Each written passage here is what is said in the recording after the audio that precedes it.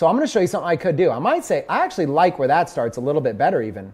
So here's the 4 biggest obstacles. So here's the 4 biggest obstacles. So what I could do is I could literally drag this right here over to the beginning there. I could drag this caption over to the beginning here.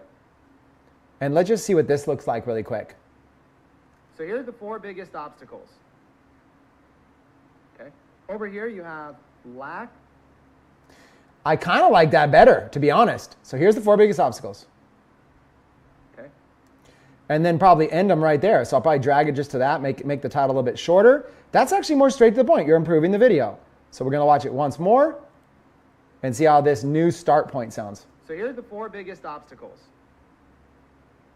Okay. Now the problem is that is too short. So I got to make it a little bit longer. Sorry for the delay there. Let's make it to like right there.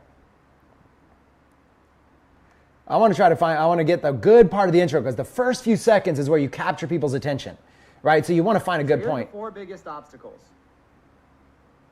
Okay. Over here you have lack. There we go.